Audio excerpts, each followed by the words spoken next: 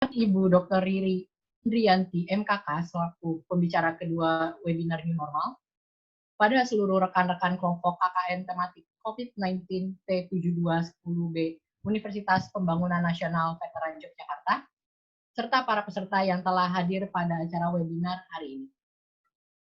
Puji syukur kita panjatkan kepada Tuhan Yang Maha Esa, sehingga kita dapat berkumpul via Zoom Meeting untuk melaksanakan webinar New Normal yang merupakan salah satu program kerja KKN tematik kelompok T7210B dengan tema Siapkah Kita Menjalani New Normal?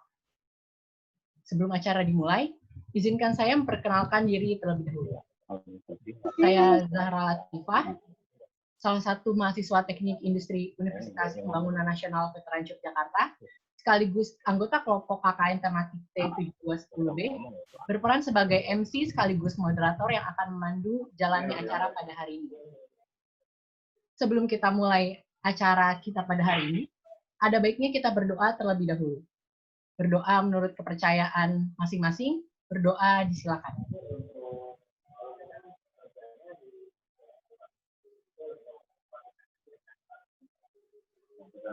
Berdoa cukup.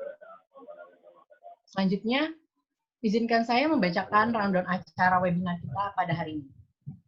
Yang pertama, registrasi peserta. Yang kedua, pembukaan. Yang ketiga, dilanjut dengan materi New Normal, yang akan disampaikan secara bergantian, dengan materi pertama dibawakan oleh Pak Cahyanto, dan yang materi kedua dibawakan oleh Dr. Riri. Selanjutnya ada sesi tanya-jawab, lalu konklusi, yang diakhiri dengan penutup dan sesi foto. Sebelumnya, kami dari kelompok KKN tematik COVID-19 T7210B memohon maaf dikarenakan dosen pembimbing lapangan kami, Dr. Humam Santosa Utomo, MAB, berhalangan hadir dikarenakan beliau sedang menjadi pengawas UTBK, sehingga beliau tidak dapat memberikan sambutan pada acara webinar hari ini. Maka dari itu, kita akan langsung memasuki sesi materi New Normal. Sebelum memasuki sesi materi, saya akan membacakan kembali peraturan yang wajib dipatuhi oleh seluruh peserta webinar New Normal demi kondusivan acara. Yang pertama, peserta, username peserta diwajibkan sesuai dengan yang tertera pada Google Form. Yang kedua, peserta wajib mengikuti Zoom meeting yang dimulai pada pukul 9.50 sampai dengan selesai. Peserta yang mendapatkan akses Zoom harus berpakaian sopan dan perilaku sopan saat webinar dilaksanakan. Peserta yang diharapkan untuk mematikan suara atau memute selama proses webinar berlangsung. Peserta wajib menyalakan kamera jika terdapat kendala teknis, maka peserta dapat mematikan kamera. Peserta bertanya pada sesi tanya-jawab saja, yang mana akan ditulis terlebih dahulu di kolom chat dengan menyebutkan nama, ingin bertanya, lalu akan disilahkan oleh moderator. Jika sudah disilahkan, peserta diperbolehkan menyampaikan pertanyaan sesuai dengan yang diajukan kepada pemateri. Selanjutnya, peserta di akhir sesi dokumentasi diharapkan seluruh peserta untuk menyalakan kamera. Dan peserta dilarang membuat keributan serta menyela pembicaraan ketika sedang menyampaikan materi. Di akhir webinar ini akan ada 2 buah kuesioner yang akan dibagikan via WhatsApp Group dan chat Zoom mengenai pendapat perilaku masyarakat tentang pandemi COVID-19 dari PDKI dan juga kuesioner feedback dari webinar hari ini. Untuk itu dimohon untuk kesediaan peserta mengisi di sesi akhir nanti. Selanjutnya, kita akan memasuki sesi materi New Normal pertama yang akan dibawakan oleh Pak Cahyanto SS selaku Lurah dan Gugus COVID-19 Kelurahan Sukatani, Depok, Jawa Barat. Sebelum kita masuk ke materi, saya akan membacakan sedikit CV singkat beliau. Pak Cahyanto SE lahir di Cilacap 15 November 1966 dengan riwayat pekerjaan pernah menjadi staf kantor sosial politik Kabupaten Bogor. Kemudian menjadi Kasih Sospol Kecamatan Cimanggis, lalu menjadi Kasih Pemerintahan Kelurahan Jati Jajar, kemudian menjadi Lurah Cisalak, sehingga saat ini beliau menjabat menjadi Lurah Sukatani. Materi yang akan dibawakan adalah mengenai upaya pemerintah dalam pencegahan COVID-19. Baiklah, untuk Pak Yan Cahyanto SE, waktu dan tempatnya saya silakan.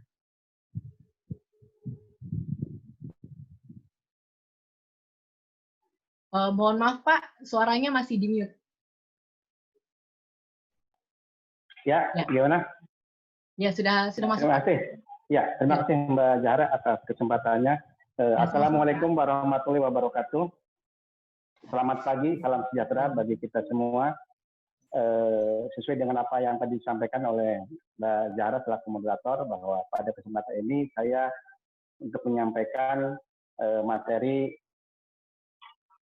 upaya pemerintah Kelurahan Sukatani dalam pencegahan COVID-19.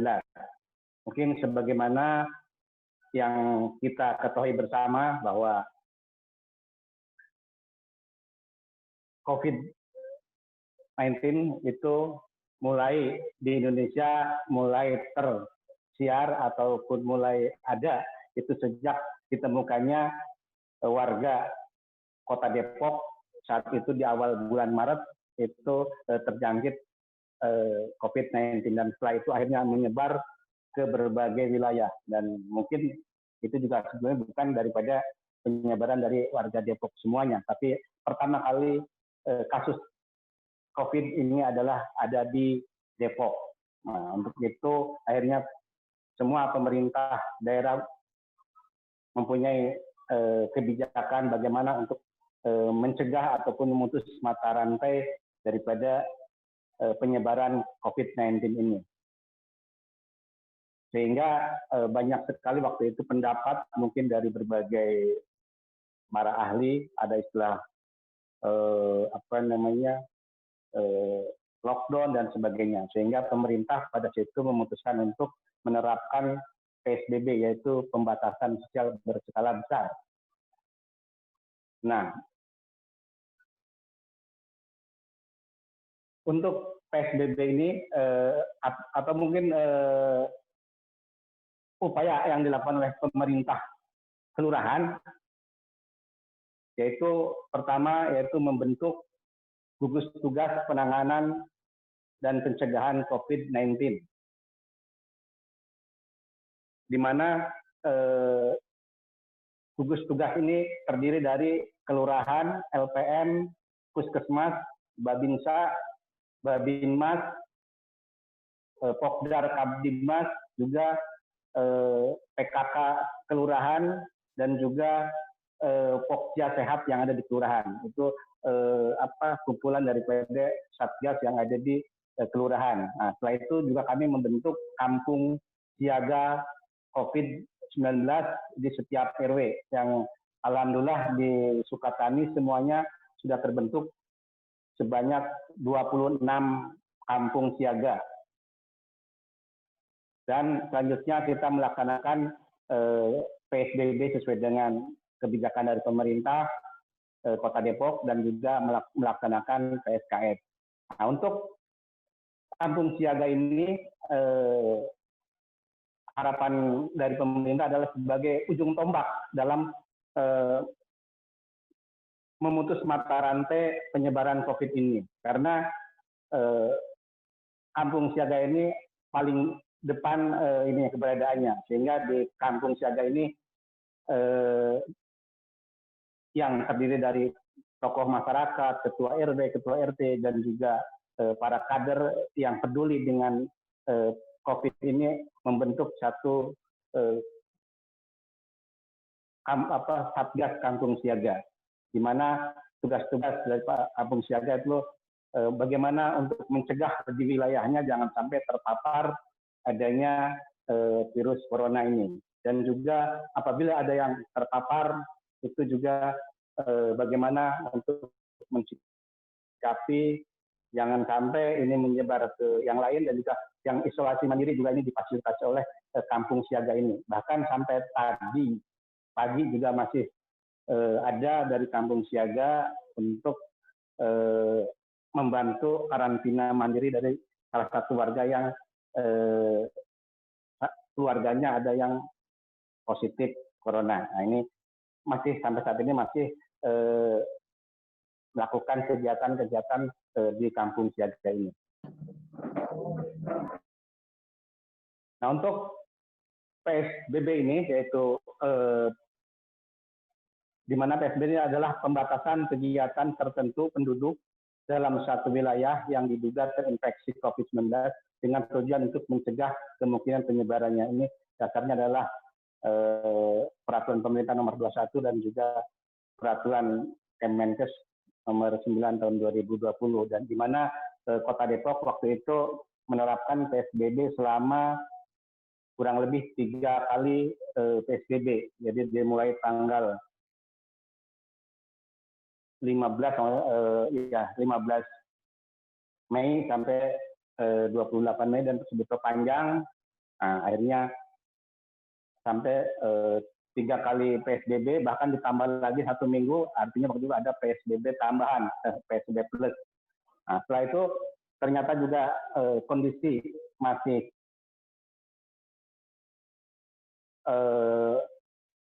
penyebarannya masih ada, sehingga diperpanjang lagi menjadi PSBB proporsional. Nah, ini PSBB, mungkin di PSBB ini juga kegiatan-kegiatan ataupun apa larangan-larangan itu seperti belajar itu tetap di rumah, terus juga bekerja itu di rumah, beribadah pun di rumah, berkumpul juga dibatasi, sarana dan prasarana olahraga juga ditutup. Nah, ini kami dari kelurahan, dari gugus tugas ini juga mengawasi kegiatan pelaksanaan PSBB ini.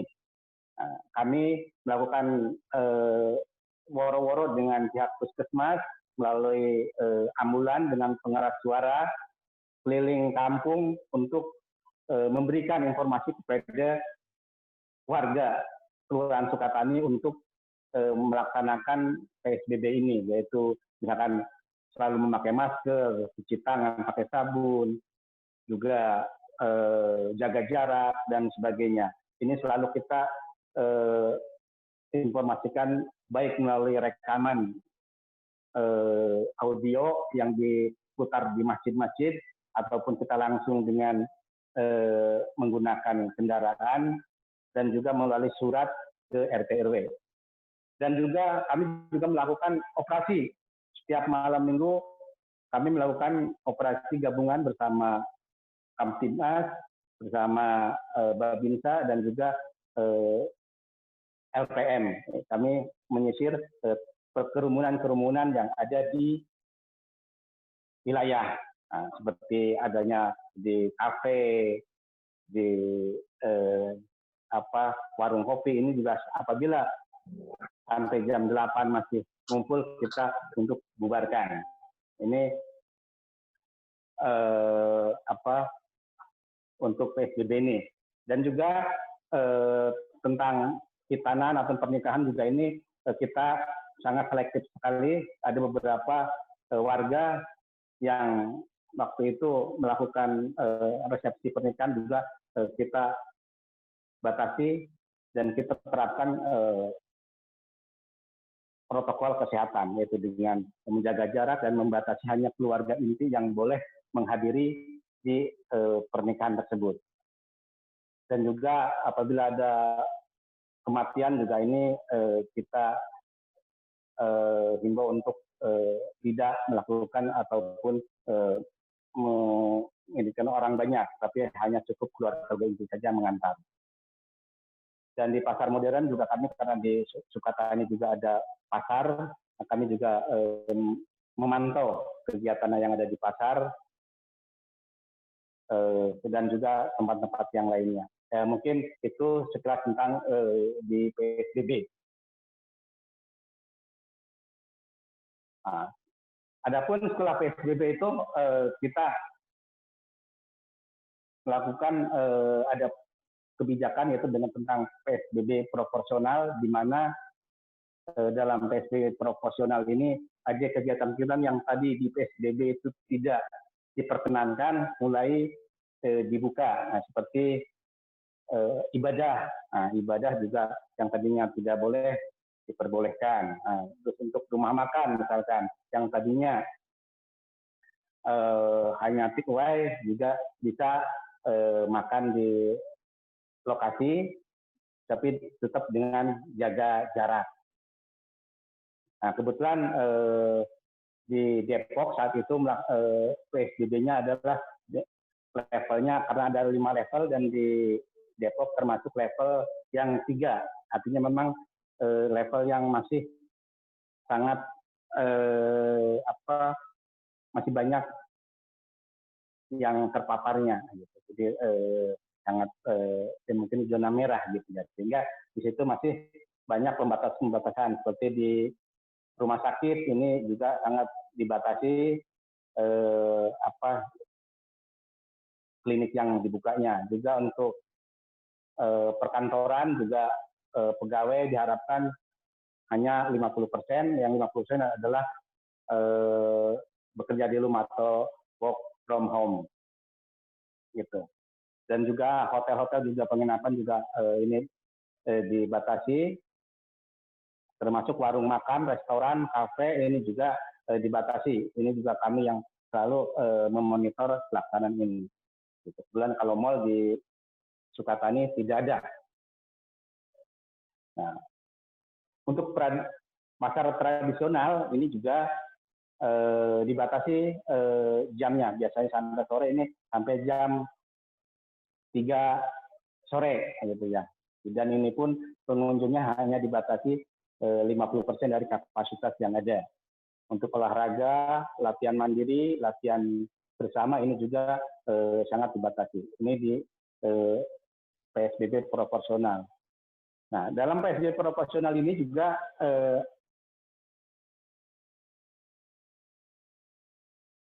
ada yang diperbolehkan. Nah, sebagai contoh yang diperbolehkan itu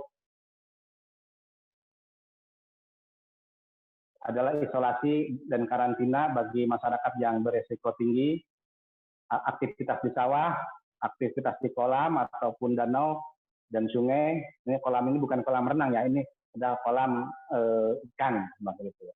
Aktivitas di kandang, nah, ini juga ini yang diperbolehkan. Sementara yang tidak diperbolehkan itu di Posyandu, ini sampai saat ini juga belum diperbolehkan. Lokasi wisata, bioskop, karaoke juga tidak diperbolehkan. Spa, salon, barber shop ini juga belum diperbolehkan, termasuk cukur rambut.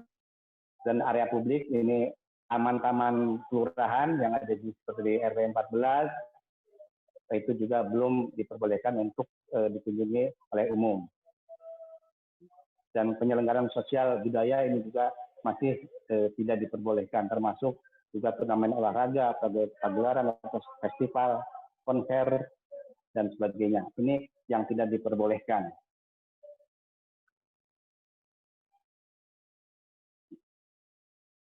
Nah, untuk selanjutnya juga setelah PSBB proporsional juga ada penerapan istilahnya PSKS, penerapan sosial kampung siaga, yaitu pembatasan sosial pada level RW, di mana pada saat itu Kelurahan Sukatani itu ada 2 RW yang melakukan PSKS, yaitu di RW 9 dan di RW 11, di mana memang RW tersebut pada saat itu ada 2 orang atau lebih yang terpapar virus corona. Dan untuk kelurahan saat itu memang lebih dari 6. Waktu itu ada 12 orang tersebar di beberapa RW. Sehingga pada pelaksanaan PSKS pertama itu Sukatani ada 2 RW yang melakukan PSKS. Nah, untuk PSKS selanjutnya yang PSKS yang kedua itu juga alhamdulillah yang RW 9 11 sudah tuntas. Cuman muncul lagi di RW selanjutnya di RW 25, saat itu ada 3 kasus, sehingga Kelurahan Sukatani memiliki ataupun mendapatkan 1 RW PSKS. Nah, alhamdulillah di PSKS kedua PSKS ketiga itu tidak ada yang melakukan kegiatan PSKS. Alhamdulillah, artinya bahwa Sukatani pada saat itu tidak berada di zona merah, artinya memang sudah kurang dari 6.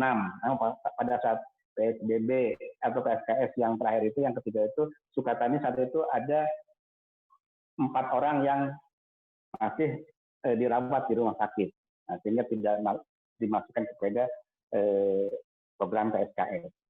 Nah, selama PSKS ini, penerapan PSKS juga kami dari gugus tugas membantu RW atau gugus membantu kampung siaga yang ada di RW tersebut untuk melakukan kegiatan-kegiatan dalam rangka bagaimana meminimalisir terjadinya penularan di wilayah tersebut dengan mengetatkan penjagaan, membantu penyemprotan desinfektan di wilayah-wilayah RW PSKS tersebut, juga memfasilitasi untuk diadakannya rapid test oleh puskesmas pada saat itu. Nah, itu kegiatan-kegiatan yang ada di PSKS. Dan juga memberikan bantuan kepada keluarga yang memang terkena PSKS.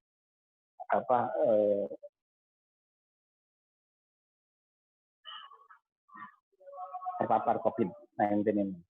Mungkin itu sekilas gambaran dari ini. Dan adapun apabila sekarang PSBB, PSKS ini sudah dianggap selesai, mungkin kita akan menuju kepada new normal yang menurut pemerintah adalah tatanan baru untuk beradaptasi dengan COVID-19 ini. Di mana memang pada saat ini saya lihat di masyarakat sudah mulai mengabaikan protokol kesehatan yang diterapkan di PSBB maupun di PSBB proporsional, dengan menggunakan masker, jaga jarak ini saya lihat sudah mulai kendor.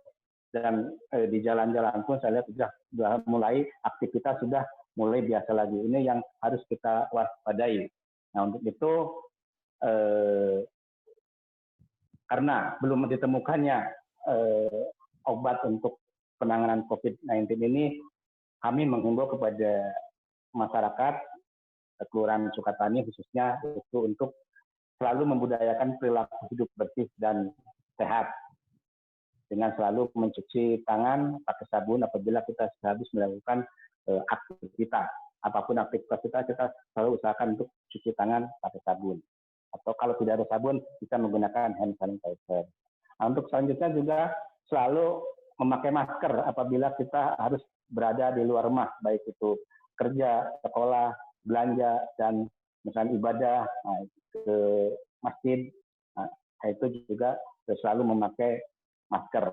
Nah, kadang-kadang memang kita lupa gitu ya dengan masker karena belum terbiasa. Nah, itulah mungkin anggota keluarga harus saling mengingatkan apabila ada anggota keluarganya yang akan keluar rumah, diingatkan, ataupun ada teman kita, saudara kita yang tidak menggunakan masker saat berada di luar rumah, itu diingatkan untuk selalu memakai masker. Karena menurut informasi sekarang ini penyebarannya sudah tidak lagi melalui droplet ya, tapi bisa melalui udara. Nah, ini yang lebih bahaya lagi ke depannya. Untuk itu mari kita budayakan untuk menggunakan masker pada saat kita berada di luar ruangan ataupun di luar rumah.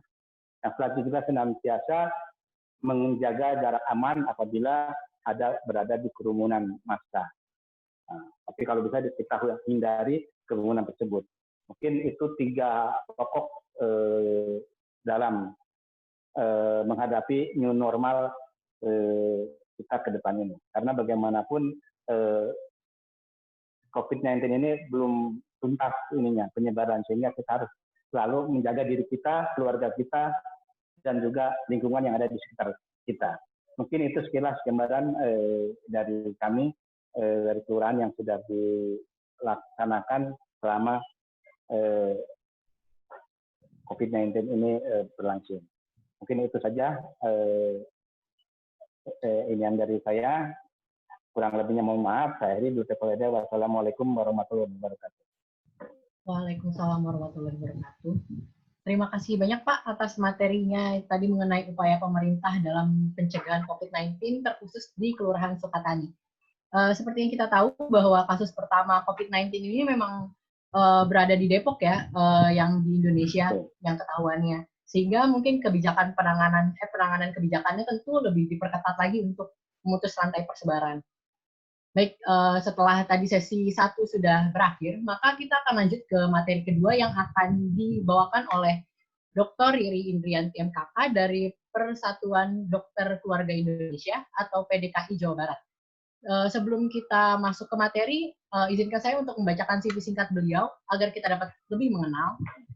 Ibu Dr. Riri ini lahir di Magelang tanggal 25 Desember dengan menempuh pendidikan dokter pada tahun 1995 di Universitas Indonesia dan melanjutkan magisternya di kedokteran kerja di Universitas Indonesia pada tahun 2009 dan juga menjadi kandidat spesialis kedokteran keluarga layanan primer pada tahun 2020.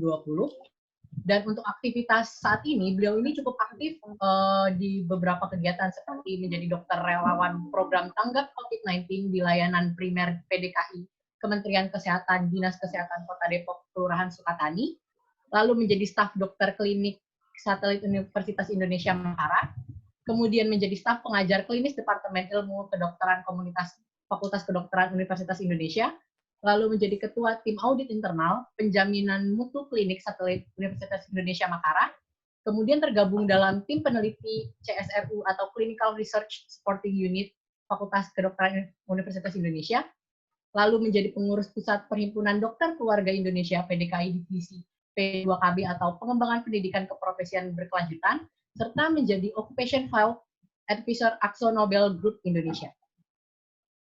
Baik, itu perkenalan singkat dari CV Bu Dr. Riri. Langsung saja kita masuk ke materi kedua mengenai adaptasi kebiasaan baru.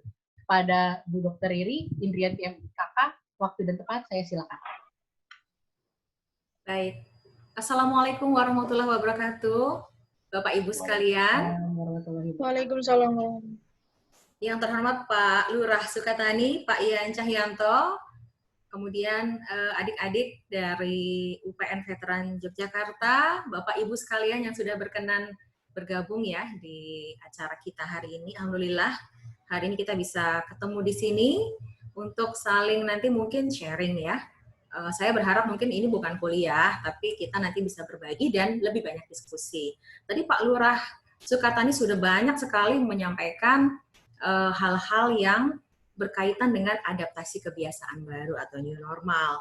Bahkan aturan-aturannya pun sudah disampaikan. Misalnya ada beberapa yang aktivitas yang belum boleh buka, ya amanah yang sudah boleh dilaksanakan. Dan di Sukatani sendiri juga sudah aktif melaksanakan PSKS karena memang ditemukan beberapa kasus terkonfirmasi positif. Baik, kita mulai saja ya. Nah, yang kita akan bicarakan adalah mengenai new normal life. Kalau judulnya tadi dari panitia adalah siapkah bagi kita? Mau nggak mau harus siap Bapak Ibu, karena inilah memang kenyataan yang kita hadapi ya. Di luar sana sampai dengan tadi malam itu jumlah infeksi COVID itu sangat tinggi, lebih dari 1.500 orang per harinya. Kita ketemu kasus terkonfirmasi itu bertambah terus ya setiap hari. Dan bagaimana dengan kondisi ini? Walaupun peningkatan infeksi tetap terus berlanjut, mau nggak mau kita sebagai masyarakat harus siap menghadapinya. Nah, makanya masyarakat diberikan bekal bagaimana caranya supaya siap dan aman. Yang penting adalah bagaimana kita bisa aman. Baik, ada dua topik yang akan saya bahas secara singkat. Yang pertama nanti adalah apa itu new normal, menambahkan saja yang sudah Pak Lurah sampaikan nanti. Yang kedua adalah tetap waspada infeksi COVID walaupun kita sedang dalam keadaan new normal. Boleh screen selanjutnya? Boleh lanjut slide-nya? Ya, ini tadi sudah dibahas oleh Pak Lurah bahwa new normal itu adalah sebetulnya tatanan baru. Jadi kita kembali pada situasi bekerja, tetapi tidak seperti yang dulu lagi. Tidak normal seperti dulu. Bedanya apa? Harus menerapkan protokol-protokol kesehatan untuk membuat kita aman dari infeksi COVID. Lanjut. Ya, ini sudah pada tahu mungkin ini kemana gambarnya? Oke, baik. Jadi ada dua masalah yang besar sebetulnya dihadapi negara kita, yaitu sebelum COVID itu adalah infeksi tuberkulosis atau TBC. Itu adalah penyakit yang cukup membuat pusing pemerintah. Kenapa? Karena TBC sudah bertahun-tahun ya, sudah lebih dari 100 tahun, tapi masih belum bisa musnah juga. Dan masih banyak masyarakat yang kena TBC. Sekarang ketambahan lagi sama COVID-19. Nah, COVID-19 ini adalah penyakit yang kita sudah tahu ini menyerangnya pada sistem pernapasan. Lanjut, screen-nya boleh? Next slide.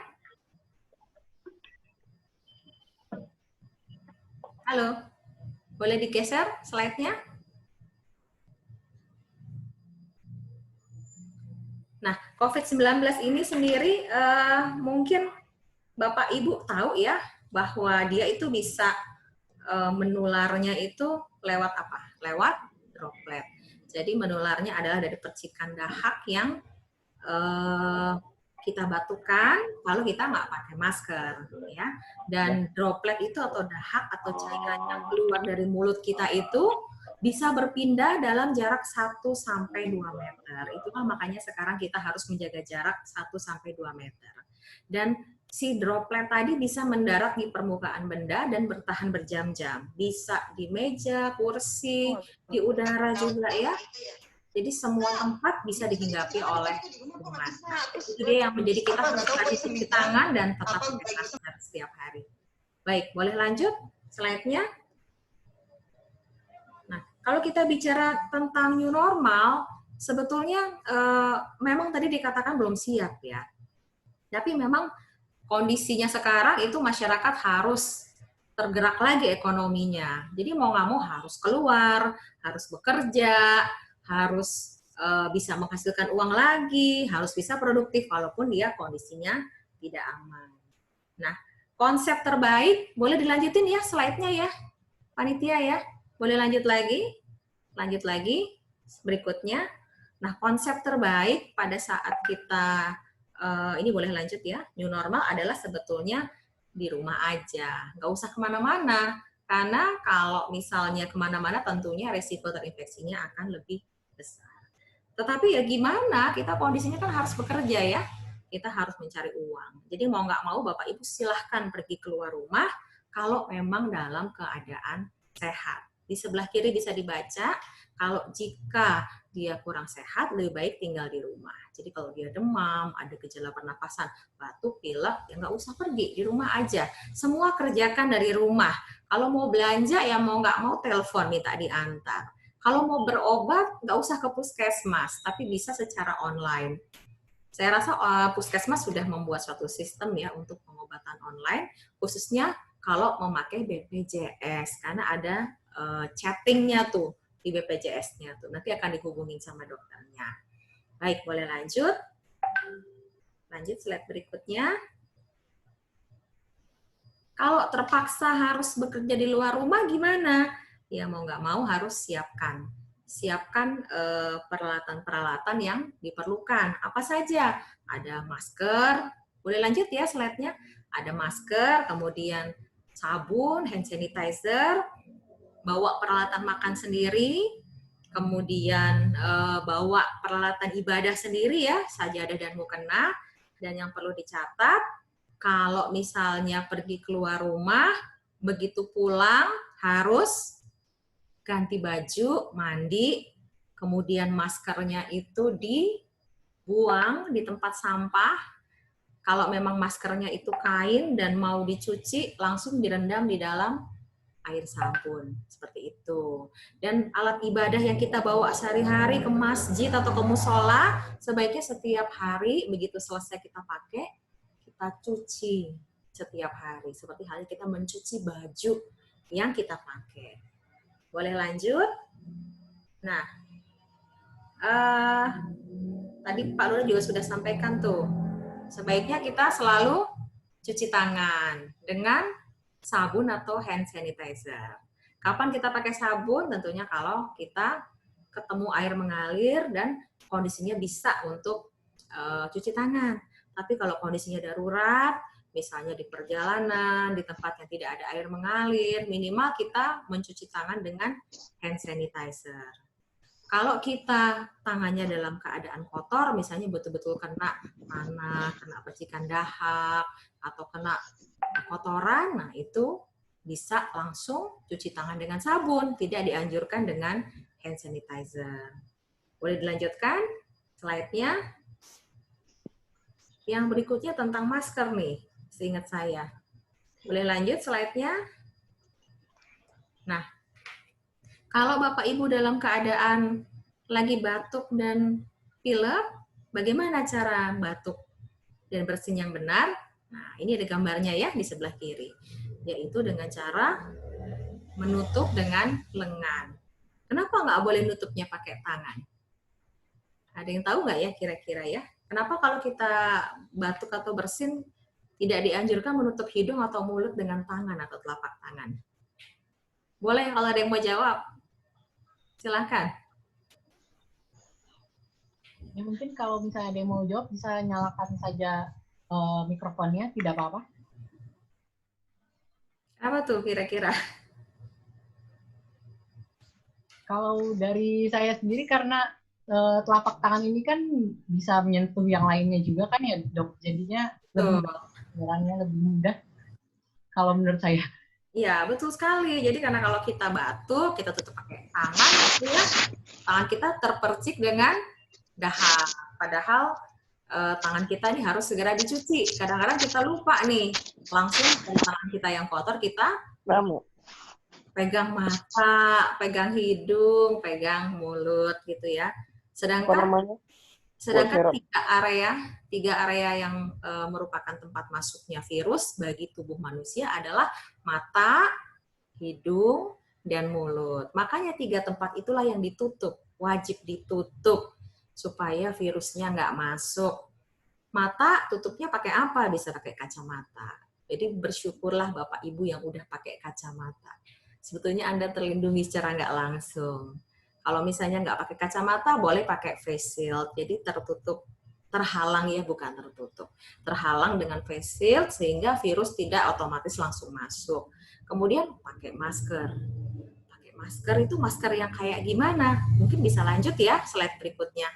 Maskernya bagaimana? Maskernya kalau maskernya itu kain, tentunya pastikan bahwa bahannya nyaman, kemudian ukurannya pas, tidak longgar, kemudian kondisinya itu membuat kita napasnya lega. Jangan sampai kita pakai masker tapi kemudian sesak napas.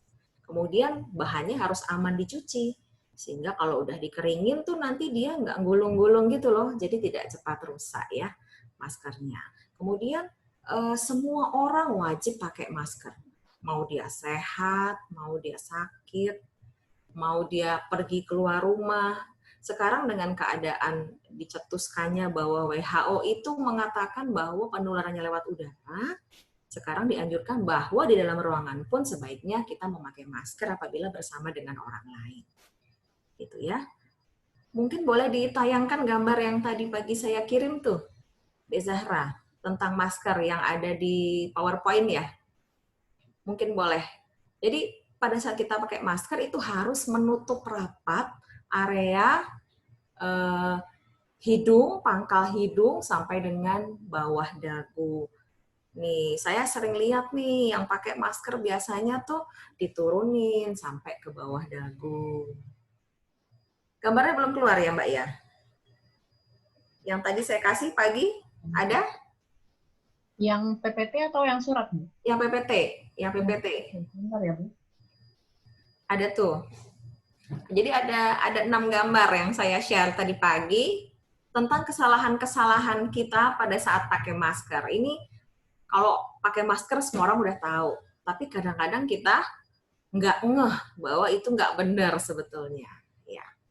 Kalau yang di gambar sebelah kiri itu ya, itu adalah masker bedah. Nah, masker bedah memang dianjurkan hanya dipakai oleh tenaga medis. Apalagi masker N95 yang mahal, itu lebih-lebih lagi, hanya digunakan untuk tenaga medis yang memang terpapar langsung dengan udara, misalnya dokter gigi atau dokter yang di ruang operasi.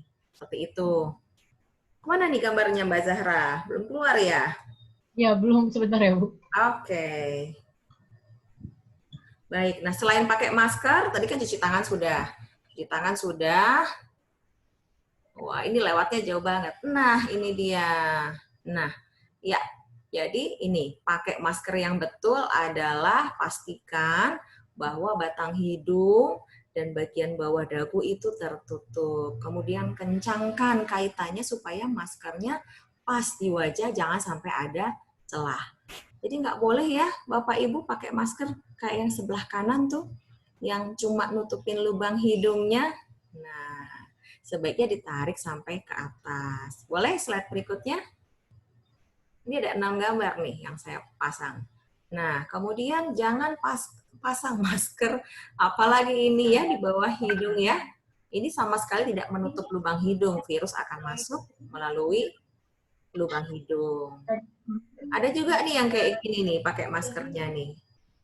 Jangan sampai dagu kita juga terpapar. Sebaiknya ditutup juga. Lanjut, slide berikutnya.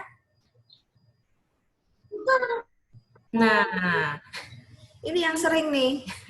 Yang sebelah kiri nih. Ini biasanya yang sebelah kiri ini, kalau kita bicara nih. Kalau kita bicara maskernya ditarik ke bawah. Atau kalau makan, tarik dulu ke bawah maskernya. Nanti kalau udah selesai, angkat lagi ke atas. Gitu ya. Kemudian yang sebelah kanan nih, jangan kenakan masker yang longgar. Ini kelihatannya di sampingnya longgar ya. Sebaiknya ini ditarik supaya tidak ada celah yang masuk. Gitu. Baik, boleh kita puterin videonya nggak yang tadi tuh? Bisa nggak? Boleh. Sebentar Boleh. ya, Bu. Ya, oke. Jadi itu ada satu video yang saya share tadi pagi, itu isinya adalah gimana supaya masker yang kita pakai itu tidak menjadi sumber penularan buat kita.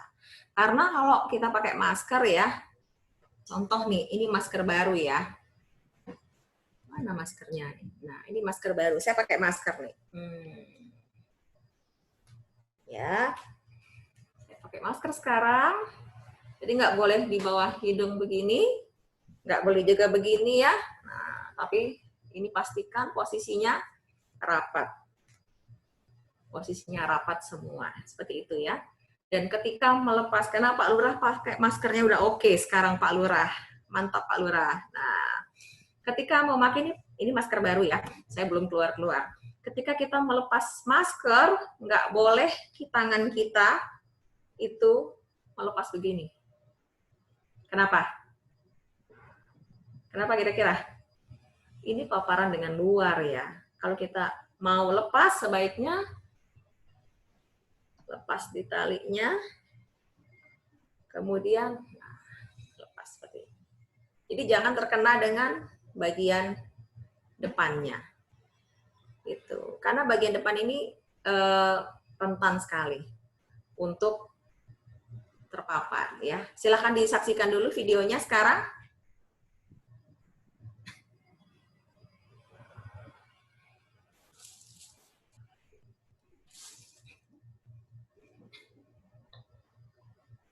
Suaranya ini belum keluar ya.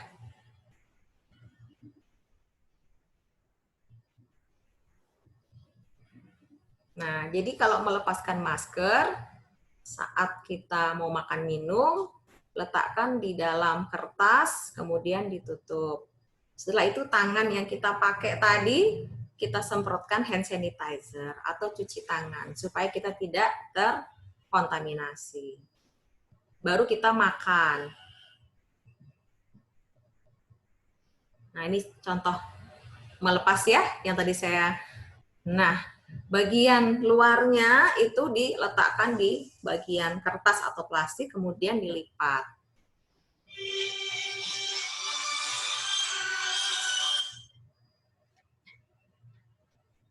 Ya, dilipat seperti itu. Baik, ya, itu. Sangat singkat videonya. Semoga bisa dipahami ya. Nanti ini videonya silahkan kalau mau di-share kepada peserta. Silahkan ya. Untuk reminder pada kita bahwa kalau kita pakai masker, ketika kita melepas, kalau caranya salah itu menjadi sumber penularan. Boleh lanjut lagi yang tadi? Nah, yang berikutnya adalah physical distancing dan social distancing. Bedanya apa kalau physical distancing? Berarti tidak boleh ada kontak fisik, jangan bersalaman, jangan berpelukan, jangan berciuman, jangan cipika-cipiki gitu deh ya. Pokoknya jauh-jauh aja deh, 2 meter aja. Kemudian kalau social distancing, ya jangan kumpul-kumpul, ya mau nggak mau. Arisan, no. Posyandu belum ya Pak Lurah ya, posyandu belum. Terus apa tuh kegiatan-kegiatan lain deh pokoknya yang kumpul-kumpul tidak dianjurkan. Kecuali sholat di masjid memang boleh asal menjaga jarak dan daerahnya sudah zona hijau. Silahkan lanjut. Nah ini adalah kira-kira kalau di tempat kerja ya harus cuci tangan. Intinya sama semua. SMS, sabun selalu dipakai. Masker dipakai setiap saat, dan selalu jaga jarak. Boleh lanjut lagi, kita tayangin aja ini. Kita lanjutkan lagi. Nah, ini kalau di dalam kereta ya. Di dalam kereta sekarang tuh kayaknya sebelum masuk diukur suhunya. Saya nggak tahu sekarang masih berlaku atau enggak. Pada waktu itu masih ya, di berbaris, terus satu-satu diukur suhunya, kemudian bangkunya dikasih jarak ya, disilang-silang, ada yang boleh dudukin, ada yang enggak gitu. Boleh lanjut lagi. Berikutnya. Yang berikutnya nih kalau kita belanja di pasar atau di supermarket, biasanya datang ke Alfamart gitu ya. Ya ngantrinya ya nggak boleh berkerumun, harus dikasih jarak, harus pakai masker juga dan cuci tangan. Setelah kita pegang barang-barang yang ada di supermarket itu kan nggak tahu ya dihinggapi virus atau enggak ya. Jadi jangan lupa cuci tangannya berkali-kali. Silahkan lanjut.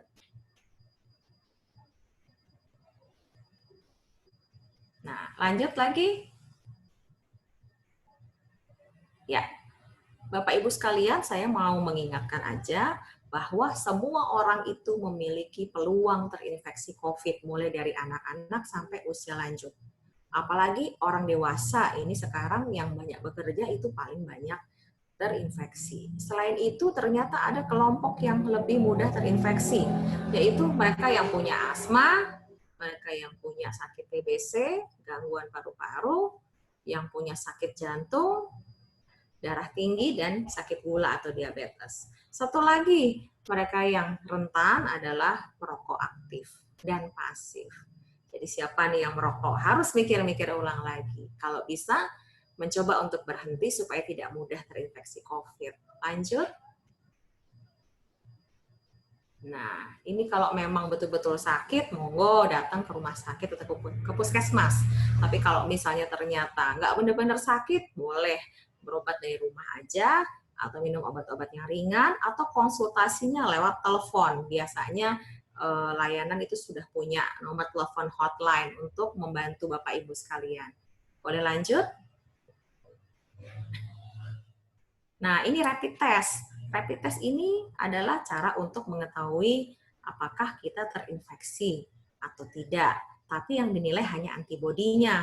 Kita hanya melihat jejak virusnya, bukan nangkep virusnya. Dan rapid test ini biasanya dilakukan kalau massal. Kalau Puskesmas Sukatani itu biasanya periksanya massal, dan itu di daerah-daerah yang memang tersangkanya banyak. Kalau misalnya Bapak Ibu mau periksa rapid test mandiri, ya mau nggak mau bayar, dan itu bisa ke rumah sakit. Baik, lanjut. Kita lanjut aja. Lanjut lagi, sekarang kita masuk ke swab. Nah, belum ya. Jadi kalau rapid test Bapak Ibu negatif, jangan bahagia dulu. Ini bisa jadi hasilnya negatif palsu. Karena negatif itu ada dua interpretasinya. Ada yang memang Anda itu memang nggak terinfeksi atau sebetulnya sudah terinfeksi, tapi tubuhnya belum membuat antibodi karena tubuh itu memiliki waktu ya 14 hari untuk bisa membuat antibodi yang terdeteksi oleh rapid test. Jadi bisa aja kita ini terinfeksinya 2 hari yang lalu, kemudian hari ini periksa rapid test, hasilnya berarti masih negatif. Tapi kalau periksanya minggu depan bisa jadi berubah jadi positif. Makanya rapid test biasanya diulang 2 kali, nggak cuma 1 kali aja. Dikonfirmasi lagi di minggu berikutnya. Boleh lanjut? Nah, kalau ternyata rapid testnya positif, apa yang terjadi? Harus isolasi mandiri. Isolasi itu apa ya? Tinggal di kamar terpisah, kamar mandinya terpisah, cuci dan masak sendiri, dan kalau memang mau ke depan rumah, olahraga di sekitar halaman harus pakai masker. Boleh lanjut? Nah, ini adalah periksa swab tenggorokan ya. Nah, swab tenggorok itu artinya di tenggorokan kita ini dimasukkan kayak lidi yang panjang, kemudian diambil cairannya, kemudian diperiksa. Yang diperiksa adalah DNA virusnya. Kalau DNA virusnya positif, berarti Anda memang terkonfirmasi positif. Boleh lanjut? Nah, yang dikirim untuk swab test atau swab tenggorok itu biasanya adalah ODP, PDP, yang kontak erat. Jadi kalau orang serumahnya ada yang kena, nah satu rumah kita kirim semua buat swab. Dan orang yang rapid testnya positif, itu kita selalu konfirmasi dengan swab test. Lanjut. Yang terakhir ini kalau nggak salah tentang stigma ya. Nah, stigma ini artinya adalah kita memperlakukan warga sekitar kita yang positif itu dengan suatu perilaku yang negatif. Pesan saya mungkin kalau kita punya warga atau ada tetangga yang positif COVID, jangan jauhi, tanda kutip, jangan kemudian mencela. Mungkin dia pun nggak tahu Bapak Ibu dia dapat penyakitnya dari mana, karena penyakit ini tanpa gejala ya. Bisa jadi dia dapat dari jalan, dari orang yang berhubungan dengan dia, ketika dia mungkin belanja ke pasar, kita nggak tahu ya dapatnya dari mana. Nah, kita justru harus bantu mereka supaya mereka bisa isolasi dengan baik, kita bantu mungkin logistiknya, jangan kemudian dipandang sebagai penyakit yang nggak bakal sembuh gitu ya, jangan diberi cap negatif, tapi justru kita harus membantu supaya hatinya tuh lebih luas, lebih lapang, sehingga berbesar hati untuk cepat sembuh. Karena kalau stresnya tinggi, justru orang susah sembuhnya, gitu ya. Boleh lanjut? Ini tampaknya sudah selesai. Ini yang benar sudah slide terakhir. Iya. Jadi yang penting dari kita adalah membantu untuk mencari informasi terpercaya. Jangan sebarkan berita negatif. Kita selalu afirmasi positif. Kita berpikirnya positif bahwa yang sakit akan segera sembuh dan kita yang membantu juga tidak akan terkena. Seperti itu. Saya rasa itu aja ya, panitia, paparan dari saya. Mungkin nanti kita bisa lanjut dengan pertanyaan-pertanyaan kalau memang ada. Silahkan. Terima kasih atas perhatiannya. Wassalamualaikum warahmatullahi wabarakatuh. Waalaikumsalam warahmatullahi wabarakatuh. Terima kasih banyak Bu Dr. Riri atas materinya. Selanjutnya kita akan adakan sesi tanya-jawab. Sesi tanya-jawab ini akan berlangsung secara interaktif. Jadi para peserta diperbolehkan untuk menyalakan mikrofonnya apabila ingin bertanya, namun sebelumnya tolong tulis terlebih dahulu nama dan pertanyaannya pada kolom komentar. Nanti akan saya panggil namanya lalu dipersilahkan untuk menyalakan mikrofon. Untuk bertanya langsung boleh ke Pak Cahyanto atau ke Bu Dr. Riri juga boleh. Jadi sesi tanya jawab ini akan saya buka. Karena apakah ada yang ingin ditanyakan dari para peserta?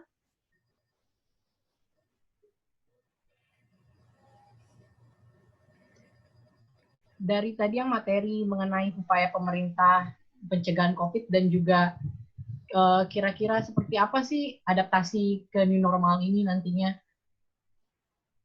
Kalau saya sebenarnya ada sih, Bu. Mungkin boleh tanya sedikit ya, Bu? Boleh, silakan. Sebenarnya itu kalau untuk pemakaian masker ini anjurannya berapa jam ya, Bu? Untuk misalnya harus diganti gitu. Oke. Ini ke saya berarti ya pertanyaannya ya. Oke, baik. Jadi kalau masker, baik itu masker kain maupun masker bedah, itu umumnya itu kita pakai maksimal itu 4 sampai dengan 6 jam. Tapi kita bisa ngerasain kok bedanya. Kalau masker yang udah dipakai lama itu kan biasanya lembab ya, kena hembusan nafas kita. Belum tiba-tiba batuk, terus nanti ada lendir dan sebagainya. Dianjurkan sih setiap 4 jam itu diganti. Gitu. Kecuali kalau misalnya memang udah kotor banget ya, ternyata makan atau apa, kemudian ada yang terpercik keluar karena keselak dan sebagainya tiba-tiba. Jadi kotor sebaiknya memang segera diganti aja, jangan 4 jam. Gitu. Lalu kira-kira bagaimana ya dok cara menanganinya kalau misalnya lagi kerja itu kan lebih dari 4 jam kan kita di luar. Itu kira-kira bagaimana? Kalau lebih dari 4 jam ya kita bawa masker cadangan.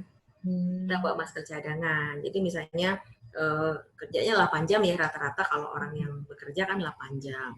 Jadi kita pakai 1 plus cadangan 1 lagi di dalam tas kita. Nah nanti kalau sudah 4 jam kan bisa istirahat tuh, sholat dan sebagainya, makan. Nah itu dilepas aja sekalian maskernya, kemudian cuci tangan, makan, selesai sholat, beres, baru pakai masker baru lagi. Yang lama jangan dipakai lagi. Itu anjurannya seperti itu. Makanya cukup dengan masker kain, tidak apa-apa, tidak harus pakai masker bedah. Yang penting bersih, dicuci setiap hari, dan pastikan jangan yang bolong-bolong. Kalau udah bolong-bolong diganti ya maskernya ya. Gitu. Baik, mungkin ada yang mau ditanyakan yang lain? Bisa ditanyakan mengenai tentang kebijakan pemerintah mungkin, atau sekarang ini sepertinya orang-orang juga menganggap new normal ini seperti sudah biasa aja ya, padahal angkanya justru malah semakin tinggi yang positif. Ini ada dari Hanun, mungkin bisa nyalakan saja mikrofonnya untuk langsung bertanya. Halo? Ini berarti pertanyaan untuk Bu Dr. Riri ya? Iya. Ya mungkin silakan langsung saja. Apa suara saya terdengar? Suaranya terdengar. Ya, saya punya pertanyaan untuk Bu Dokter Riri. Apakah maskernya wajib 3 lapis, Dok? Karena di rumah saya maskernya kebanyakan tidak 3 lapis. Oke, berapa lapis tuh jadinya Hanun? Maskernya? Masker kain gitu, biasa aja, Dokter. Selembar gitu ya? Iya. Iya. Iya, jadi ada lagi pertanyaannya, diselesaikan dulu, boleh? Enggak, udah itu aja. Itu aja. Iya, jadi kan itu idealnya. Idealnya tuh 3 lapis. Jadi bukan supaya bisa dibolak-balik ya, enggak ya. Tapi supaya dia cukup tebal, karena tergantung juga bahannya. Ada katunnya yang tebal, ada yang tipis. Kemudian di dalamnya dikasih tisu ya, biasanya kalau yang 3 lapis itu. Tisu atau kain yang suka buat itu loh, kerah leher itu ya. Itu dijahitkan di situ, itu bisa diganti-ganti biasanya. Itu tujuannya kan supaya lebih terlindungi aja. Tapi kalau misalnya cuma 1 lembar, ya apa boleh buat sih, daripada nggak pakai masker. Jadi ya udah pakai yang ada. Tapi nanti ke depannya coba cari maskernya tuh yang lebih proper, yang sesuai dengan aturan gitu. Nggak apa-apa, sementara pakai aja dulu. Daripada keluar kita nggak pakai masker sama sekali. Gitu. Gimana Hanun? Ya, sudah menjawab Dokter, terima kasih. Oke, silahkan Bapak Ibu lain. Ini ada dari Asri, ingin bertanya untuk Dokter Riri, mungkin bisa langsung nyalakan saja mikrofonnya untuk langsung bertanya pada Dokter Riri. Oke. Assalamualaikum warahmatullahi wabarakatuh. Waalaikumsalam, Bu Asri. Nama saya Asri, saya ingin tanya dok, kan tadi kata dokter yang kalau olahraga kalau bisa juga pakai masker kan ya, tapi saya lihat kalau misalkan saya jogging gitu dok pakai masker, banyak tuh dok orang-orang yang lari tapi nggak pakai masker. Nah, saya ingin tanyanya kan, kita kan lari nih dok, nggak interaksi sama orang kan, tapi apa tetap penularannya tetap tinggi gitu kalau misalkan kita jogging di lapangan atau dimanapun yang banyak orangnya dok? Oke, itu aja pertanyaannya dok. Oke, baik. Saya jawab dulu aja ya. Oke, jadi memang sekarang ini untuk di luar rumah itu dianjurkan selalu memakai masker. Baik itu kita berjalan atau kita memang olahraga atau beraktivitas fisik lainnya gitu ya. Tapi sebetulnya gini, untuk olahraga yang sifatnya ringan atau aktivitas fisiknya ringan, itu nggak apa-apa sih pakai masker ya. Dan memang wajib pakai masker, apalagi kalau kita beredarnya tuh berolahraga itu di lapangan yang luas dan ketemu kerumunan banyak orang. Tadi kan kita udah bahas bahwa penularannya itu droplet 1-2 meter, bisa juga lewat airborne atau udara, itu bisa lebih dari 2 meter. Jadi memang dianjurkan pakai masker ya Mbak Asri ya. Tapi kalau kita melakukan olahraga yang intensitasnya sedang atau berat, misalnya larinya sprint 100 meter kencang, atau maraton, atau kita main bulu tangkis, atau main tenis meja yang lumayan intens ya, seru gitu ya mainnya. Nah, mungkin nggak dianjurkan juga sebetulnya pakai masker karena mengganggu pernafasan. Karena CO2 atau karbon monoksidanya yang kita keluarkan itu terhirup lagi kan, sehingga memang kita mesti lihat juga kapan kita perlu pakai masker, kapan kita tidak perlu pakai masker, gitu. Jadi saya ulang, kalau untuk olahraga intensitasnya ringan dan sedang itu dianjurkan, diwajibkan pakai masker. Jadi jalan kaki, jogging kan santai ya. Kemudian apa olahraga lain tuh? Senam-senam kecil, senam sendi lutut, senam pagi Indonesia yang musiknya santai. Tapi kalau sudah high intensity aerobik, nonton YouTube, suaranya kenceng, kemudian loncat-loncat pakai masker, ya nanti tepar dong jadinya. Jadi nggak usah pakai masker, gitu ya. Jadi ada baiknya memang olahraga sebaiknya di rumah aja yang nggak seperti itu tuh, yang high intensity. Supaya kalau kita keluar pakai masker tuh olahraganya ringan-ringan aja. Bagaimana orang lain nggak pakai masker ya? Ini memang kendala, ini masalah, ini tantangan buat kita. Karena banyak orang tadi moderator bilang di luar udah banyak tuh yang nggak pakai masker, anggap ini new normal tuh udah balik, udah lenyap dari dunia ini coronanya, sehingga mereka cuek aja nggak apa-apa gitu. Kalau emang kena ya takdir, ada juga yang gitu. Padahal sebenarnya nggak bisa kita kayak gitu. Jadi kita harus memproteksi diri kita, memproteksi orang. Kalau mereka tidak pakai masker berarti mereka adalah ignorant society atau populasi yang tidak peduli sama orang lain gitu, tidak peduli sama bangsanya. Kalau saya rasa gitu sebetulnya. Harusnya semua orang pakai masker gitu ya. Gimana Mbak Asri, bisa dipahami? Bisa diterima nggak jawabannya? Ya, sudah mengerti. Ya, oke. Baik, mungkin ada yang ingin bertanya lagi? Di sini ada pertanyaan Marela. Pertanyaan untuk Pak Yan Cahyanto. Mungkin Saudara Marela bisa menyalakan mikrofonnya untuk langsung bertanya kepada Pak Yan Cahyanto. Silakan. Oh ya, halo. Suara saya kedengeran nggak ya? Kedengeran. Oh ya, perkenalkan nama saya Marela. Saya ingin bertanya kepada Pak Yan Cahyanto. Bagaimana Pak cara mengatasi masyarakat yang tidak mematuhi protokol kesehatan yang berlaku? Padahal sudah dilakukan sosialisasi tentang bahaya COVID-19 dan hal-hal yang perlu dilakukan guna mencegah penyebaran COVID-19 tersebut. Terima kasih, Pak.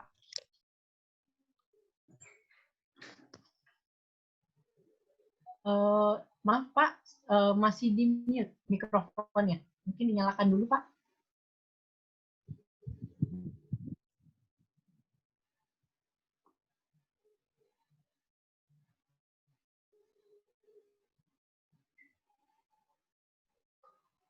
Ya, sudah ya? Sudah Pak. Ya, terima kasih Mbak Marela ya tadi ya. Jadi memang banyak sekali kendala yang ada di lapangan ya. Bagaimana kita untuk menyadarkan masyarakat untuk senantiasa melaksanakan sesuai anjuran pemerintah, yaitu menerapkan protokol kesehatan dalam situasi dan kapanpun. Ini kami senantiasa memang bekerja sama dengan gugus tugas yang ada di kelurahan untuk selalu mensosialisasikan kepada masyarakat, baik melalui woro-woro ya, dengan dengan kendaraan ambulan gitu, keliling, atau juga kita membuat rekaman audio di setel di masjid-masjid untuk himbauan-himbauan seperti itu. Dan juga tadi saya sebutkan juga bahwa kita juga melakukan secara tertulis kepada para RT dan juga kepada ketua-ketua Satgas Kampung Siaga. Nah, memang apabila ada yang melakukan pelanggaran seperti itu, kami sifatnya hanya memberikan teguran. Nah, kalau misalkan pas kita mengadakan operasi misalnya, nah itu kita memberikan bawa masker. Jadi masyarakat yang tidak memakai masker kita berhentikan, kita kasih masker, dan untuk selanjutnya kita harapkan mereka untuk selalu memakai masker. Nah, juga pada saat kami melakukan patroli keliling pada malam hari ke kafe-kafe, kami juga selalu bawa masker dan juga hand sanitizer untuk dibagikan kepada mereka yang memang pada saat itu tidak menggunakan masker. Itu mungkin upaya yang kami lakukan selama ini, gitu. Dan belum nyampe kepada sanksi. Memang di Perwal itu ada sanksi sosial. Artinya memang kalau memang tidak sesuai tidak mematuhi aturan, bisa dikenakan dengan membersihkan sarana umum ataupun teguran secara tertulis, teguran lisan, tapi hanya sampai pada teguran saja, tidak sampai kepada sanksi-sanksi sosial yang lainnya ataupun denda. Mungkin itu yang baru kami lakukan sampai saat ini. Itu Mbak Marela. Oh ya Pak, terima kasih Pak jawabannya. Sudah cukup Mbak Marela? Ya, sudah cukup Mbak. Baik. Terima kasih. Ya, sama-sama. Ada yang mungkin mau ditanyakan kembali? Kalau dari saya penasaran Pak, untuk Pak Yan Cahyanto, kalau misalnya dari pemerintah sendiri, apabila ada satu keluarga yang terkena positif, dinyatakan positif COVID ini, ada penanganan memang dari dari Pemkotnya nggak ya? Atau memang harus ditanggung sendiri? Untuk penanganan yang terpapar kasus corona itu semua biaya ditanggung oleh pemerintah. Gitu, biaya mulai dari termasuk biaya di rumah sakit dan juga termasuk rapid maupun swab anggota keluarganya itu kami fasilitasi oleh pemerintah. Berarti apabila ada satu anggota keluarga yang ternyata ketika di swab ternyata sudah hasilnya positif, kan berarti satu keluarga itu mau nggak mau harus menjalani swab juga kan, karena kemungkinan besarnya pasti mereka juga positif. Berarti itu ditanggung pemerintah ya Pak, bukan dari individu ya? Ya betul. Seperti terakhir ini ada kasus baru juga, baru kemarin salah satu anggota keluarganya positif dan sudah dirawat di Wisma Atlet. Nah, sehingga ada anggota keluarganya, ada istrinya, ada anaknya, ada mertuanya. Ada 6 dalam satu rumah tersebut. Nah, ini semuanya akan kita fasilitasi hari besok, Selasa besok itu untuk dilakukan swab. Dan itu semuanya ditanggung oleh pemerintah. Jadi makanya kadang-kadang ada masyarakat yang kadang-kadang nggak mau di swab, takut kena biaya segala macam itu. Kami pastikan tidak. Jadi kalau hal-hal yang seperti itu semuanya biaya ditanggung oleh pemerintah. Itu Mbak. Mungkin ada yang mau ditanyakan kembali mengenai tadi materi-materinya, ini cukup menarik juga sih ya. Karena banyak sekali masyarakat yang masih kurang tahu kalau ternyata itu ditanggung pemerintah, dan mereka juga mungkin takut karena stigma tetangganya, jadinya kalau positif dikucilkan atau takut biayanya mahal, jadi mereka malah takut untuk diperiksa, padahal sebenarnya tidak perlu takut, karena kan justru kalau tidak diperiksa malah penyebarannya semakin luas ya Pak. Ya, lebih mudah. Ya, mungkin kecuali yang mereka atas inisiatif sendiri datang ke rumah sakit, terus minta di swab ataupun dia akhirnya begitu ke rumah sakit harus dirawat, itu biaya sendiri di luar tanggungan. Tapi kalau memang sudah terdaftar dan masukin ke krisis center itu semuanya ditanggung oleh pemerintah. Baik, ada yang mungkin ingin bertanya lagi?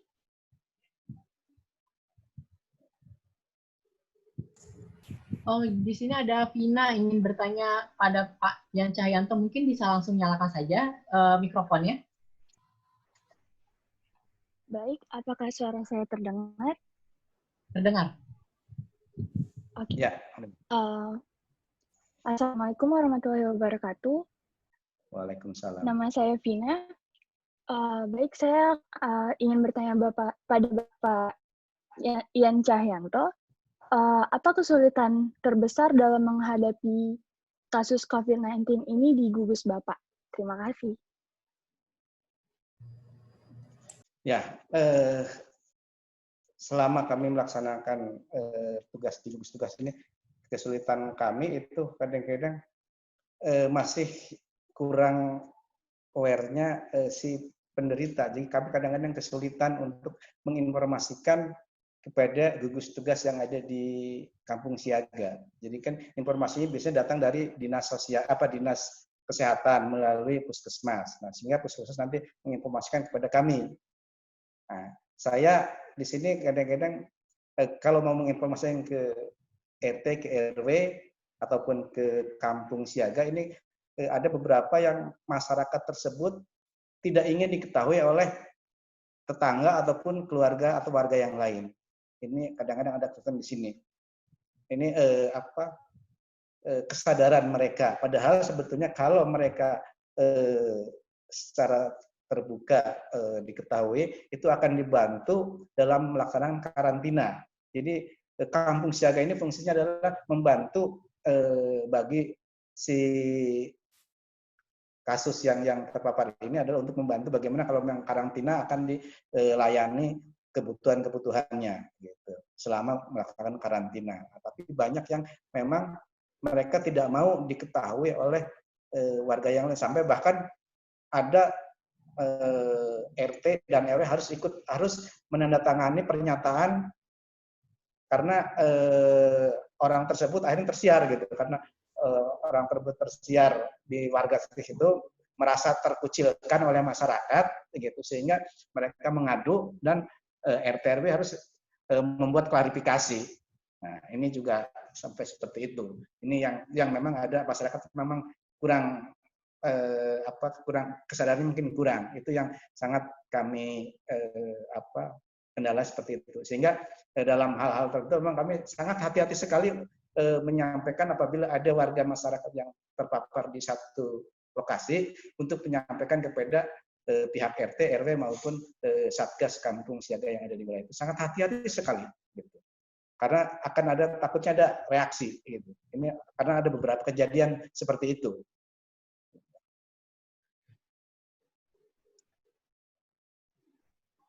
Itu mungkin kendala yang terbesar ada di kami seperti itu.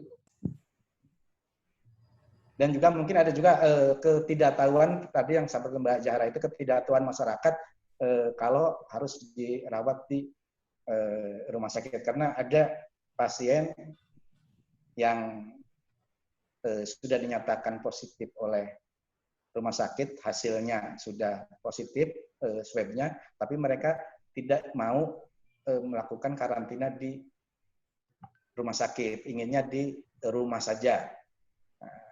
Setelah kami desak, ternyata mereka kekhawatiran untuk masalah biaya. Nah, itu mungkin kekurang tahuan mereka, sehingga kami jelaskan bahwa biaya segala macam itu untuk karantina sampai sembuh itu ditanggung oleh pemerintah. Bahkan termasuk keluarga daripada si pasien tersebut juga kita bantu logistiknya. Seperti itu. Ini memang ada masyarakat yang belum paham mengenai biaya tersebut. Mungkin itu, Mbak Zahra. Baik, mungkin dari Mbak Vina sudah jelas atau ada yang mau ditanyakan kembali? Baik, sudah jelas. Terima kasih, Pak Yan. Baik, mungkin ada yang ingin ditanyakan kembali. Satu penanya terakhir mungkin karena sudah jam segini juga. Apakah ada yang ingin bertanya lagi?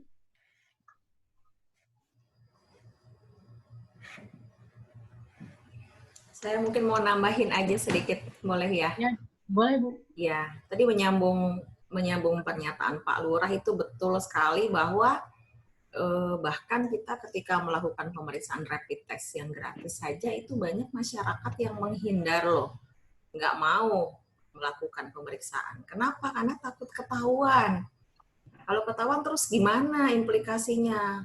Harus isolasi mandiri, terus nanti harus dikurung gitu ya bilangnya. Nanti saya dikurung. Kalau saya seorang kepala keluarga, nggak bisa saya cari uang. Kemarin ada kasus juga itu. Kebetulan bukan di wilayah Sukatani ya, jadi yang positif adalah ojek online.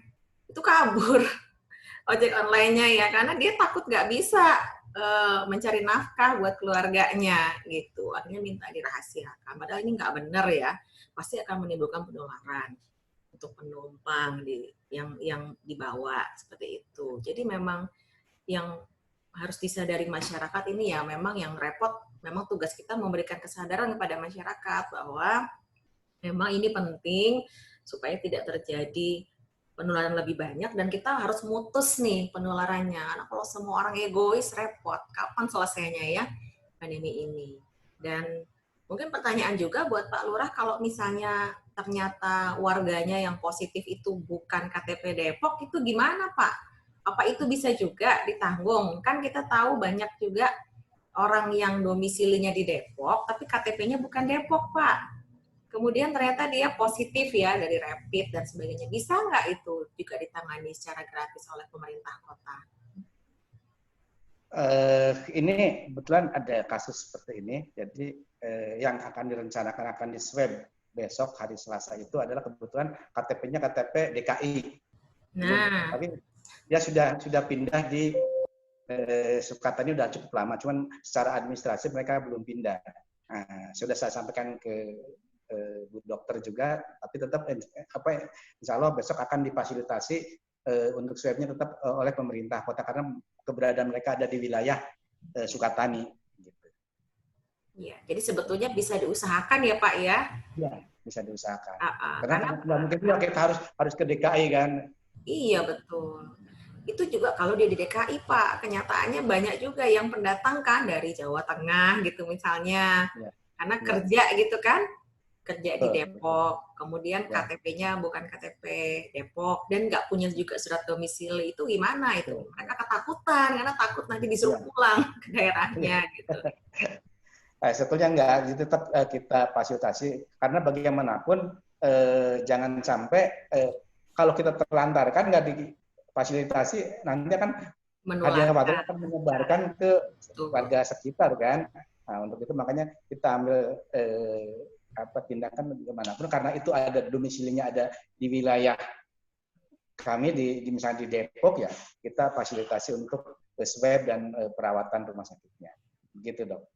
Semoga nanti informasinya bisa disebarluaskan juga jadi supaya nggak takut dan ya udah dinikmati fasilitasnya seperti itu ya. Karena bahaya kalau menolak karena kalau isolasi di rumah menurut pengalaman saya memantau pasien ya Pak Lurah juga mereka tuh nggak sepenuhnya isolasi tapi keluyuran itu bahaya itu. Jadi gimana kita bisa memastikan mereka itu betul-betul di rumah karena harus kemana-mana gitu. Jadi memang sebaiknya dipindahkan ke rumah isolasi khusus yang diawasi seperti itu. Saya rasa itu aja bisa ya baik. Mungkin karena waktu juga sudah menunjukkan pukul 11.24 Indonesia Barat, kita masuk ke konklusi saja kan mungkin ya sudah dicukupkan pertanyaan karena mungkin tidak ada yang ingin bertanya lagi sepertinya.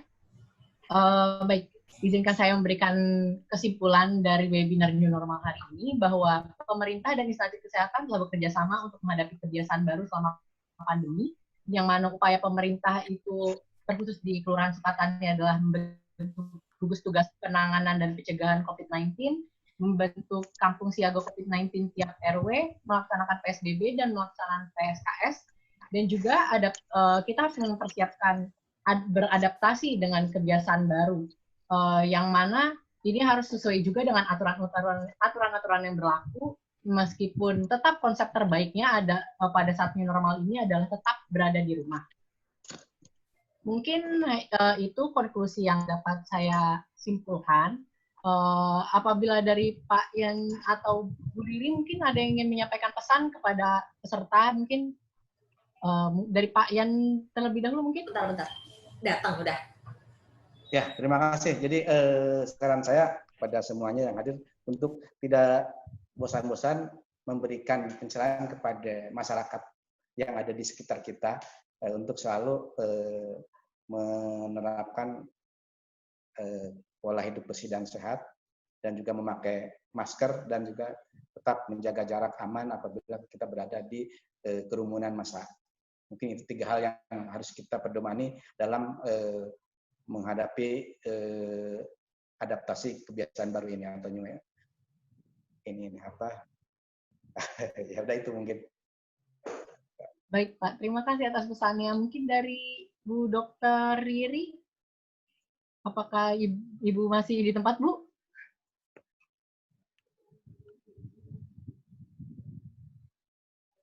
Sepertinya Ibunya lagi nggak di tempat ya. Mungkin nanti pesannya menyusul saja.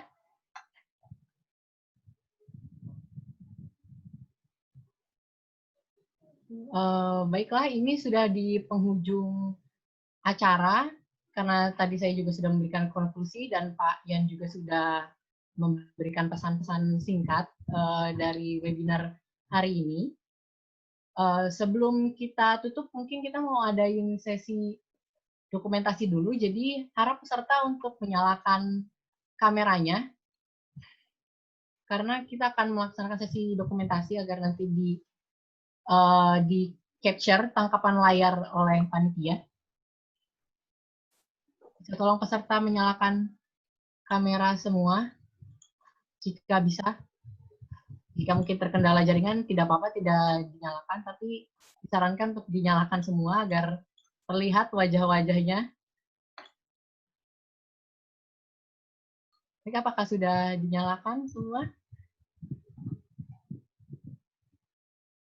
Bu Dokter Ririnya masih ini ya? Sebentar, saya coba hubungi beliau terlebih dahulu.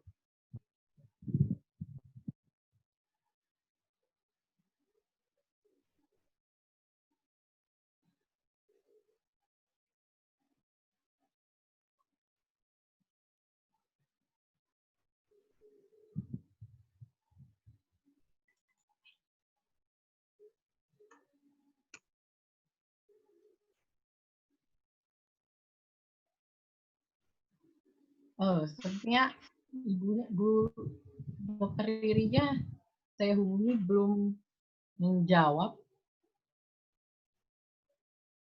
Sebentar ya.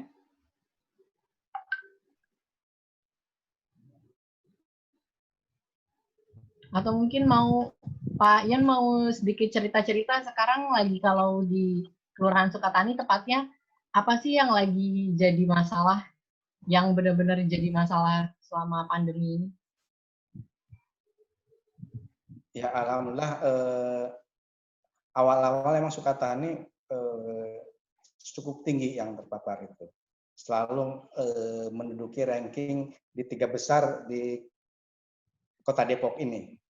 Biasanya di urutan ketiga itu yang terpapar virus corona ini. Tapi alhamdulillah dengan kesadaran masyarakat yang tinggi dan juga terima kasih kepada gugus tugas pencegahan penanganan COVID di kelurahan dan juga Satgas Kampung Siaga, itu alhamdulillah sekarang di Sukatani tinggal 3 orang yang masih menjalani perawatan. Dan ini pun di rumah sakit tidak dilakukan di rumah, tapi di rumah sakit. Mudah-mudahan kedepannya kalau kesadaran masyarakatnya cukup tinggi di Sukatani, ya insya Allah tidak ada lagi kasus baru gitu. Harapan kami begitu, tidak ada lagi kasus baru, dan selama PSKS ketiga ini kita kemarin tidak ada penambahan baru. Nah, cuman kemarin ada lagi satu, jadi satu sembuh, satu lagi yang itu memang tadi itu kan secara administratif mereka bukan warga Depok, bukan KTP, bukan Depok, luar Depok, tapi secara ininya mereka domisilinya ada di Sukatani, sehingga kami tetap fasilitasi untuk penanganan perawatan pasiennya dan juga keluarganya yang akan kita lakukan swab ini juga. Itu mungkin itu dari saya ya. Baik, Pak, semangat terus ya Pak untuk menangani ini sebagai gugus COVID. Bu Dr. Riri, mungkin kita tutup. Mungkin Ibu ada pesan-pesan singkat untuk para peserta webinar hari ini? Ya, oke. Baik, jadi kalau saya ya tadi itu, karena sekali lagi kita ini dalam kondisi genting sebetulnya ya, jadi infeksi kita belum jelas kapan selesainya, tidak kunjung turun ini angka peningkatan infeksinya. Jadi memang kita sebagai individu itu sudah harus mulai dari diri kita sendiri untuk taat pada protokol kesehatan. Jadi dimanapun kita berada, baik itu di dalam rumah maupun di luar rumah, kita selalu taat pada protokol kesehatan. Dan jangan lupa kita ini adalah pembawa pesan, terutama adik-adik ini mahasiswa ya, adalah pembawa pesan buat lingkungan komunitas sekitar bahwa ini harus kita laksanakan. Jadi jangan segan-segan untuk reminder, mengingatkan teman-teman sendiri mungkin lupa gitu ya, ngomong deket-deketan nggak pakai masker dan sebagainya. Iya. Jadi harus kita mulai dari diri kita dan keluarga kita masing-masing. Seperti itu. Dan tadi yang stigma tadi ya, kalau kita ketemu dengan pasien yang terkonfirmasi, mari kita bantu sama-sama, kita beritahu prosedurnya bagaimana supaya juga dia tertangani dengan baik dan juga jangan sampai menjadi sumber penularan. Saya rasa itu aja sih. Baik Bu, terima kasih atas pesannya. Selanjutnya kita akan ada sesi dokumentasi, jadi untuk peserta harap dinyalakan kembali kameranya agar dapat tertangkap layar semua wajah-wajahnya. Baik, mungkin sudah nyala ya. Bisa langsung ditangkap ya layarnya 1, 2. Baik. Lagi ya.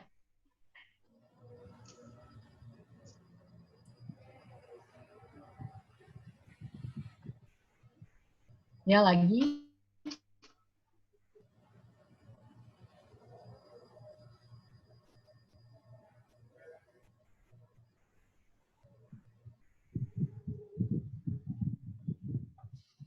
Oke, ini ada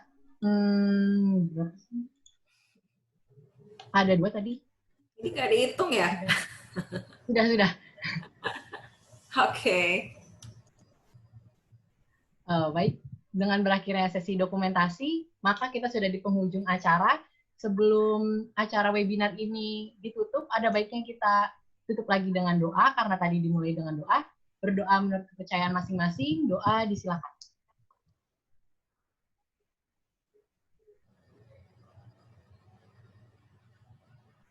Berdoa cukup? Oke, selesai berdoa. Maka dengan ini acara webinar New Normal pada hari ini dengan tema Siapkah Kita Menjalani New Normal telah selesai. Sekali lagi saya berterima kasih kepada Pak Yan Cahyanto selaku Lurah Sukatani yang telah menyempatkan diri untuk menjadi pemateri, dan juga Ibu Dr. Riri Indrianti MKK yang telah membagi ilmunya juga kepada kami semua. Dan berterima kasih kepada seluruh peserta yang telah mengikuti jalannya acara dari awal hingga akhir dengan tertib. Semoga kita semua senantiasa diberi kesehatan hingga pandemi ini berakhir. Amin ya robbal alamin. Amin ya robbal alamin. Amin. Saya Zahra Latifah selaku MC dan moderator mewakili seluruh rekan panitia memohon maaf apabila ada kata-kata yang salah dan ada bagian yang kurang berkenan. Sekian dari saya, semoga kita dapat dipertemukan di lain kesempatan. Saya akhiri, wassalamualaikum warahmatullahi wabarakatuh. Selamat siang.